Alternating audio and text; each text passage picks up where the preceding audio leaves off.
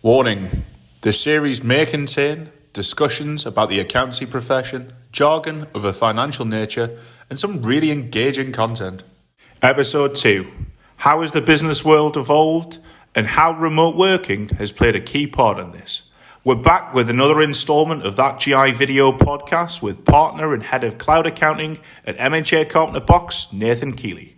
In this episode, Nathan discusses how MHA Carpenter Box have evolved by expanding the business, opening offices in different locations, and the positive impact this has had.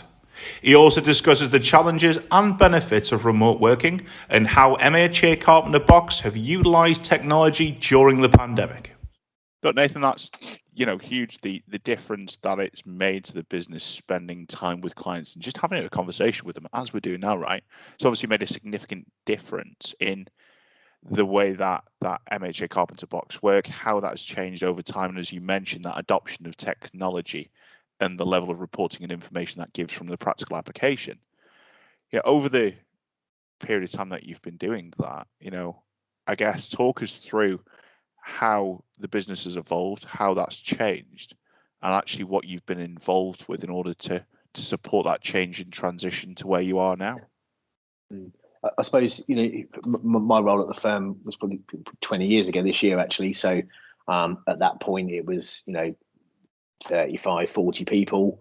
Over that time, it's now sort of, pushing, 200. I had one office that were a couple of traditional sort of Victorian townhouses in Worthing.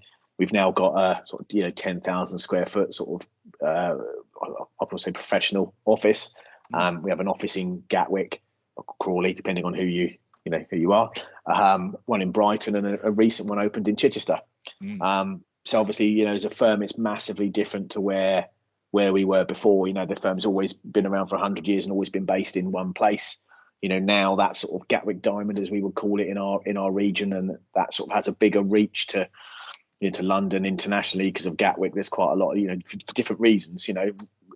It wasn't that we wanted an open office in Brighton. It's like we wanted an open office in Brighton because of a certain type of client we were looking to attract, are predominantly based in Brighton, right? So there's logic behind where do we open an office and what do we do, and the strategy that we have to be successful, really. And I think along the way, actually it was free agent first in terms of cloud sort of solutions and to fit a need of a sort of contractor type of client where, traditionally they'll send it in or it's done on a spreadsheet. It's not really collaborative. You can't really sort of help them on a proactive sort of basis. Whereas, the sort of, free agent obviously allows and works really, really well for that sort of client base. Then after that, sort of as a wider application, sort of Xero and QBO and, say, and a lot of the other sort of stuff came with it.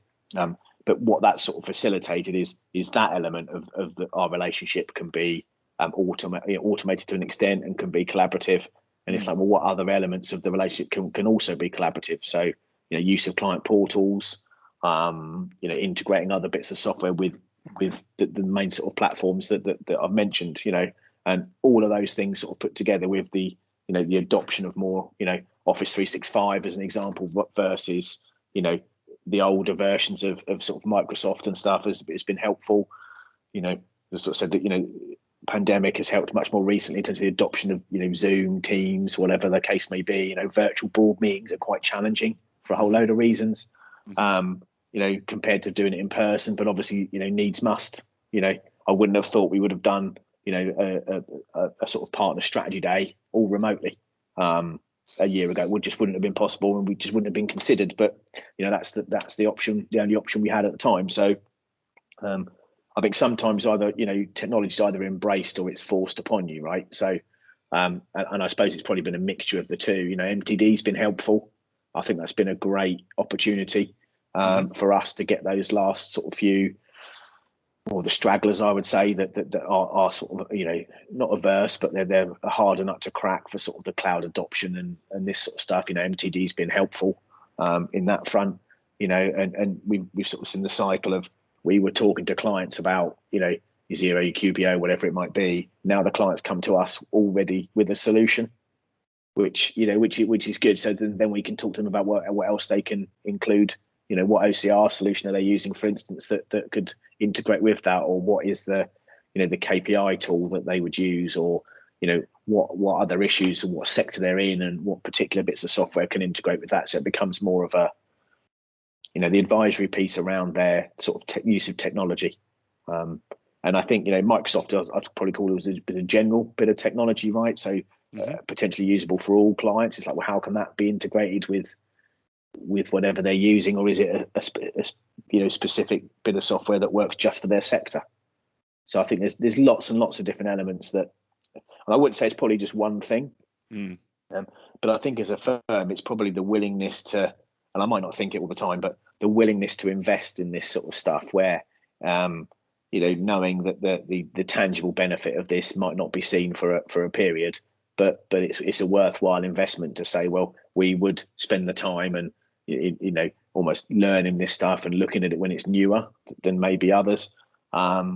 And so, that's been an investment the firm has made, probably in me and the hours I do more than other things, but certainly in terms of some of the recruits we've made, we've been looking specifically for the role more recently. So digital solutions specialists is an example, or people to help using these KPI tools in the management accounting point of view that have industry experience. Probably the perfect person I think in the next few years would be somebody who's had some practice, has left the profession to go into industry, and has learnt coding whilst they've been out there with something to do with their spare time, and they then want to come back into practice. That's the perfect employee, I would say, that we would be looking for. So you can talk to a client about their business needs.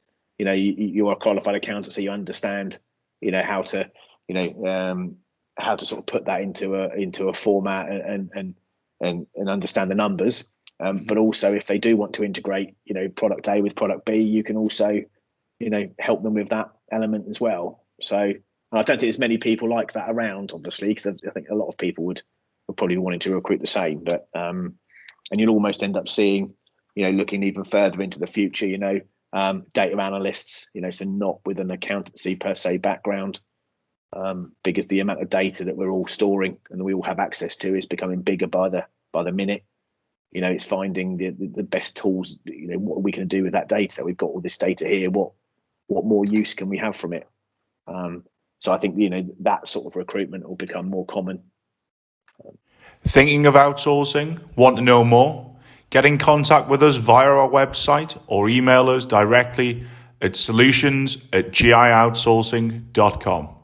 More episodes coming soon, so stay tuned.